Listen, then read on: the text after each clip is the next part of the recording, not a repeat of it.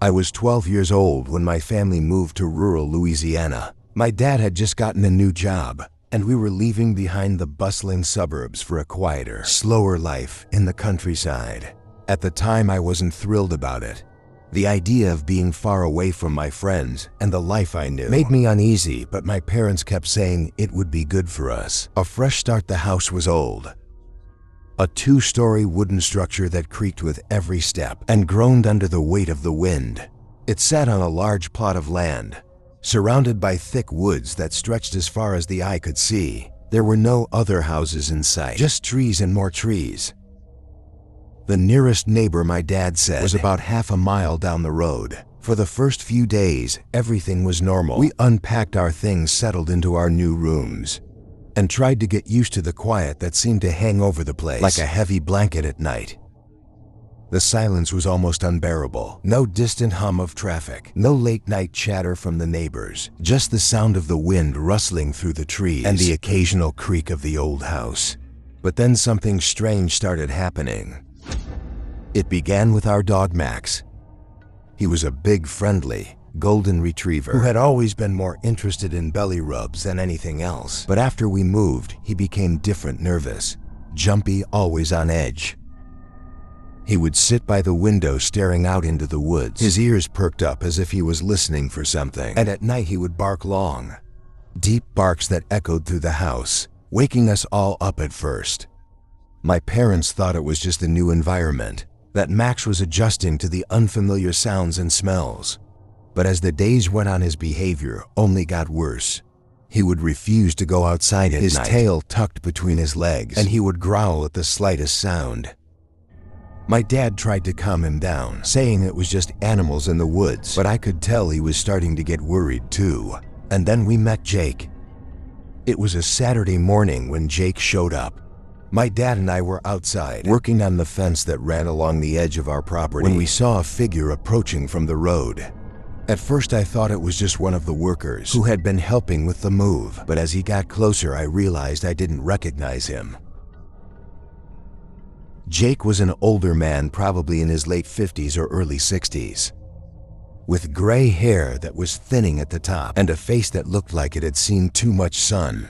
He wore a faded plaid shirt and jeans that were frayed at the hems, and he walked with a slight limp. But what struck me most were his eyes, pale blue, almost gray and sharp, like they were always watching, always calculating morning.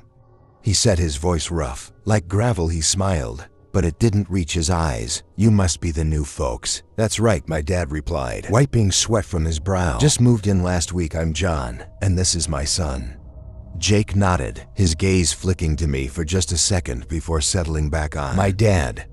"Name's Jake, live down the road a bit. Thought I'd come by and say hello." "Nice to meet you," my dad said. Extending a hand, Jake shook it. But there was something off about the way he did it. Too firm, too quick, like he was just going through the motions. His eyes darted around the yard, taking in everything, and for a moment, I thought I saw a flicker of something interesting. Curiosity, maybe even a little bit of hunger. "You folks settling it? Still looking around?" "Yeah. We're getting there," my dad said. "Forcing a smile house needs a bit of work, but it's a nice place." Jake nodded, his eyes finally resting on me. "Y'all be careful out here. These woods can be tricky, especially for kids." There was something in the way he said it that made my skin crawl, but I didn't say anything. I just stood there, feeling his gaze on me like a weight. My dad must have sensed my discomfort, because he quickly changed the subject, asking Jake about the area, the neighbors, the best places to go for groceries. Jake answered all the questions, but there was something strange about the way he talked. His sentences were clipped, his words carefully chosen, like he was hiding something. After a few minutes, Jake said his goodbyes and limped back down the road. My dad and I watched him go, and I couldn't help but feel a wave of relief when he finally disappeared from view. But the relief didn't last long. That evening, my dad pulled me aside, his expression more serious than I had ever seen it. "I need you to listen to me, son," he said, his voice low. "I don't want you going anywhere near that man. You hear me? If you see him, you stay away." I frowned, confused. "Why? He seemed nice enough." My dad shook his head, his jaw tightening. "There's something off about him. I can't explain it, but I don't trust him, and I don't want you getting mixed up with him. Understand?" I nodded, but the unease in my stomach only grew. My dad wasn't the kind of person to get spooked easily, and seeing him this concerned made me worry even more. That night, Max started barking again, louder and more frantic than ever. He was pacing back and forth in front of the window, his ears flat against his head, growling at something outside. I tried to calm him down, but he wouldn't stop, his eyes fixed on the darkness beyond the glass. I peered out the window, but all I could see were the trees swaying in the wind, the branches casting long, twisted shadows across the yard. There was nothing out there, at least nothing I could see. But Max knew something was there, and whatever it was, it terrified him. I didn't sleep much that night. Every time I closed my eyes, I saw Jake's face, those cold, calculating eyes staring back at me. I kept hearing his voice in my head telling me to be careful, warning me about the woods. And every time I thought of him, a chill ran down my spine. A few days later, I was lying in bed trying to fall asleep when I heard it.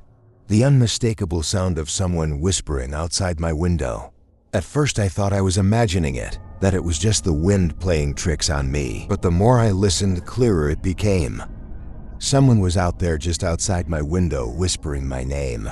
My heart started pounding in my chest, and I felt a cold sweat break out across my forehead. I wanted to call for my parents, but I was too scared to move, too scared to make a sound. And then I heard it again. My name whispered in that same rough, gravelly voice. "Jake." I forced myself to sit up, my hands trembling as I reached for the curtain. Slowly I pulled it back just enough to peek outside. What I saw made my blood run cold. Jake was standing in the yard, his face illuminated by the pale moonlight. But there was something wrong with him. His skin was ashen, his eyes hollow, and his mouth was twisted into a grotesque grin. He was staring right at me, his head tilted to the side, like he was trying to figure out what I was thinking. I wanted to scream, but I couldn't. I was frozen in place, my eyes locked on his, the fear paralyzing me, and then suddenly, he was gone. I don't know how he moved so quickly, but in the blink of an eye, he had vanished into the shadows, leaving nothing behind but the lingering sense of dread that hung in the air like a thick fog. I jumped out of bed and ran to my parents' room, my heart racing as I banged on their door. My dad opened it, his face groggy with sleep, but when he saw the look on my face, he woke up fast. "What is it?" he asked, his voice urgent. "Jake," I stammered. "He was outside, he was right outside my window." My dad didn't waste any time. He grabbed the shotgun he kept under the bed and hurried downstairs, motioning for me to stay close behind him. We checked every door, every window, but there was no sign of Jake. The yard was empty, the woods silent, but I knew what I had seen, and so did my dad. The next day, my dad started asking around, trying to find out more about Jake, but the more he asked, the stranger things got. None of the neighbors knew who Jake was. There was no record of anyone named Jake living in the area, no one who matched his description. My dad even went to the local police, but they didn't have anything on him either. It was like Jake didn't exist. That night, my parents sat me down and told me we were moving. They didn't give me a reason, but I knew it had everything to do with Jake. The next few days were a blur of packing and planning, but I couldn't shake the feeling that we were being watched. Every time I looked out the window, I expected to see Jake standing there, that twisted grin on his face, those hollow eyes staring back at me. The night before we left, I had a nightmare. I was in my room lying in bed when I heard the whispering again. I opened my eyes and there was Jake standing at the foot of my bed, his face inches from mine. He was whispering my name over and over, his breath cold on my skin. I woke up drenched in sweat, my heart pounding in my chest. I sat up trying to catch my breath, but the fear was still there, gnawing at my insides. I didn't sleep the rest of the night. The next morning, we loaded up the car and left the house behind. As we drove away, I looked back one last time, half expecting to see Jake standing in the yard watching us go. But there was nothing, just the empty house, the silent woods, and the lingering sense of dread that followed us all the way to our new home.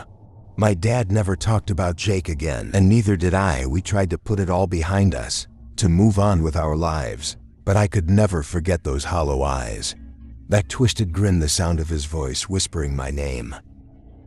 And sometimes late at night, when the world is quiet and the darkness presses in, I can still hear him calling out to me from the shadows.